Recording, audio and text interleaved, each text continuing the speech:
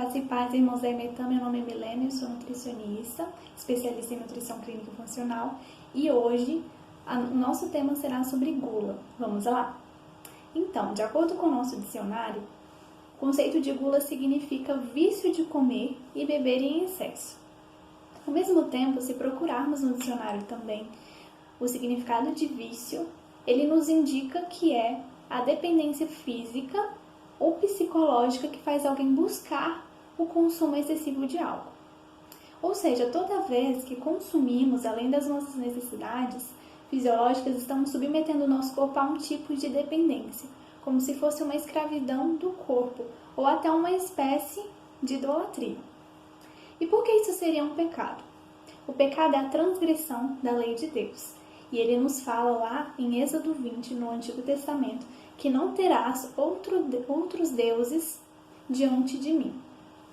E no Novo Testamento, em 1 João 5, 21, diz: guardem-se dos ídolos. Ou seja, toda dependência carnal que temos sendo maior que a dependência que temos de Deus e dos propósitos que Ele tem para nós é considerada idolatria. Um exemplo prático que somos dependentes do nosso Senhor está lá em Mateus 4,4, que diz: está escrito, nem só de pão viverá o homem, mas de toda a palavra que procede da boca de Deus. Ou seja, até mesmo as nossas necessidades básicas, elas estão abaixo, da nossa busca incessante por Deus, porque somos totalmente supridos pela palavra de Deus. Olha que lindo!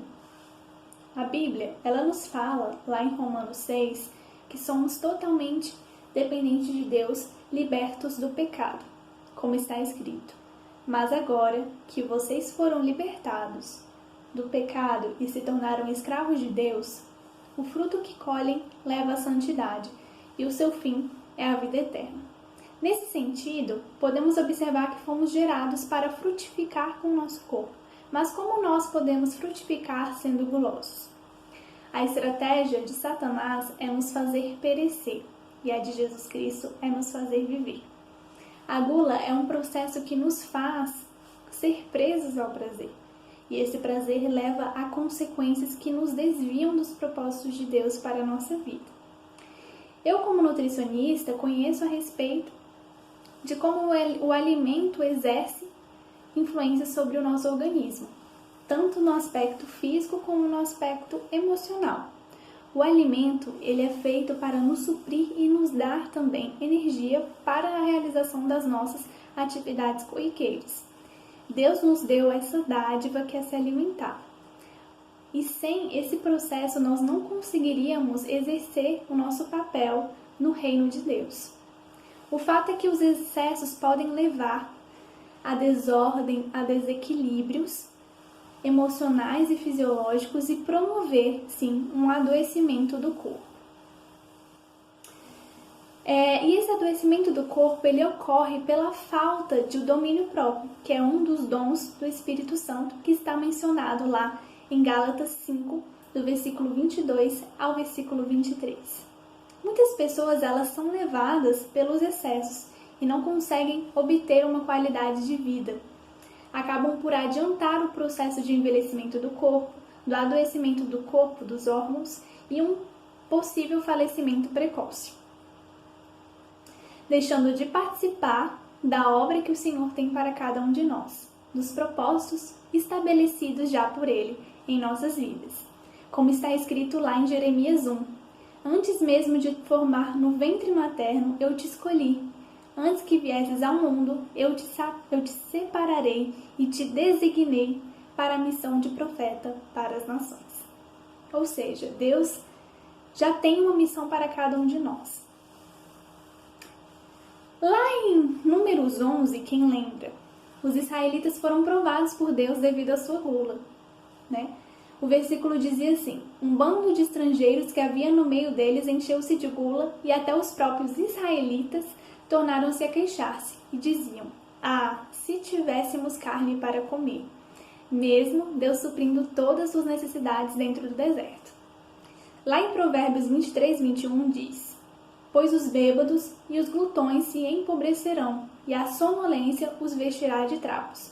Ou seja, Muitas pessoas, elas investem todo o seu recurso em bebedeiras, em gula, e acabam por empobrecer através da consequência desses próprios pecados. O que a Bíblia nos ensina? Eu elenquei 5 pontos importantes. Que devemos ter cuidado com o nosso corpo, que está lá em 1 Coríntios, capítulo 6, versículo 19 ao 20. 2. Que a idolatria e a embriaguez são obras da carne e não de Deus, que está lá em Gálatas 5, versículos 19 a 21. 3. Que devemos nos arrepender da idolatria e renunciar às nossas práticas pecaminosas, que está lá em Ezequiel 14, versículo 6. 4. Que somos convidados a ter domínio próprio, que está lá em 1 Coríntios, capítulo 6, versículo 12, sendo um versículo muito conhecido por nós. Todas as coisas me são lícitas, mas nem todas as coisas convêm. Todas as coisas me são lícitas, mas eu não me deixarei dominar por nenhuma. E por último, um versículo muito legal também, que fala sobre quando estamos em Deus, Ele nos permitirá que não caiamos em tentação. Está escrito lá em 1 Coríntios 10, 13. Não sobreveio a vocês tentação que não fosse comum aos homens, e Deus é fiel. Ele não permitirá que vocês sejam tentados além do que possam suportar. Mas quando forem tentados, Ele mesmo providenciará um escape para que o possam suportar.